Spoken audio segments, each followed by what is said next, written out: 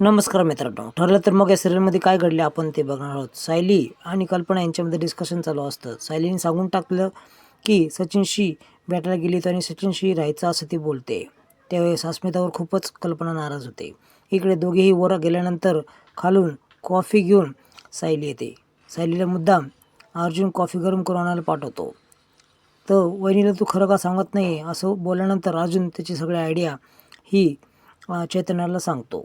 रात्री सर्वांना झोपी लावल्यानंतर साहिल देखील अर्जुन झोपी लावतो आणि ती झोपल्यानंतर गुपचूपपणे उठून तो पोलीस स्टेशन जायला निघाला असतो. इकडे ही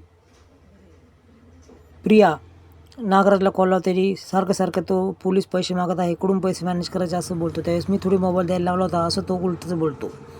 आणि माझे खूप नाकेनऊ येत आहे असं तो बोलल्यानंतर नागराज तिला म्हणतो की सगळे दिवस पुढच्या सुखात काढायचे असेल तर पहिले दुःख झेलावंच लागतं.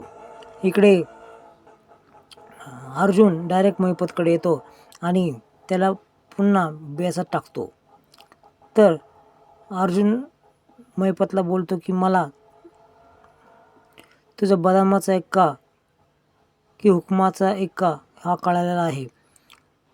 तू का गप्प आहे हे देखील मला कळालेलं आहे. तर तुम्ही मला सारखं का आठवण झाल्या इथं बोलवतात असं महिपत उलटच बोलतो. शेवटी अर्जुन त्याला डिटेलमध्ये सांगण्याचा प्रयत्न करण्यासाठी थोडा आणखीनच जवळ जातो. महिपत थोडा गडबडतो देखील.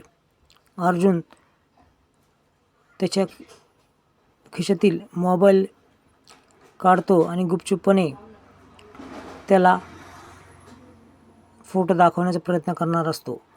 इकडे प्रिया पुन्हा पैसे याच्याकडे मागते. त्यावेळेस एवढे पैसे तुला कशाला हवे आहेत असं तो विचारतो आणि सकाळी देतो असं बोलतो. खरं तर तो खूप चिडलेला असतो, कारण वारंवार पैशाची मागणी काय त्याला कळत नसते. ती ब्युटी पार्लर जायचं आहे असं म्हणते. आता इकडे महिपतला अर्जुन वेगवेगळे प्रश्न करत असतो. अर्जुन महिपत जवळ येतो आणि त्याच्याजवळील मोबाईलमध्ये गुपचूप त्या साक्षीचे फोटो त्याला दाखवतो. माझ्या मुलीसारखीच हुबेहूब दिसणारी ही मुलगी आहे असं मला वाटतं आहे असं महिपत बोलतो. पण अर्जुन ऐकण्याच्या बाहेर असतो. तो त्याच्यासंग डायरेक्टली डील करतो. तुला साक्षी हवी आहे का नागराज असा तू विचार कर, आणि उद्या सकाळपर्यंत मी तुला कोर्टात जेव्हा बोलवलं त्यावेळेस तू नागराज विरोधात बोल आणि सुपरतूच घेतली तर असं बोल. ही सर्व घटना तो चैतन्याला सांगतो आणि उद्या मला तारीख हवी आहे असं बोलतो. एवढं रात्रीची तारीख एवढं काय अर्जंट आहे असं तो बोलतो.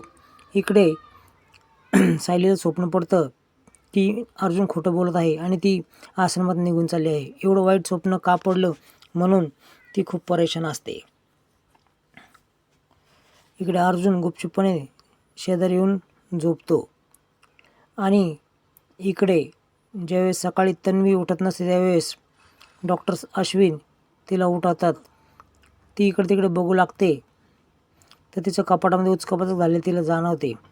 माझं कपाट तू का उचकलंस असं ती विचारते. आता तुम्हाला नेक्स्ट एपिसोडमध्ये बघायला मिळणार आहे की अर्जुन कोर्टामध्ये तारीख घेतो, पण सगळी कबुली द्यायच्या अगोदरच महिपतने साक्षीला गायब करण्याचा डाव राखलेला असतो. अर्जुनवर हा डाव उलटतो की काय आता नेक्स्ट एपिसोडमध्ये नक्की बघा.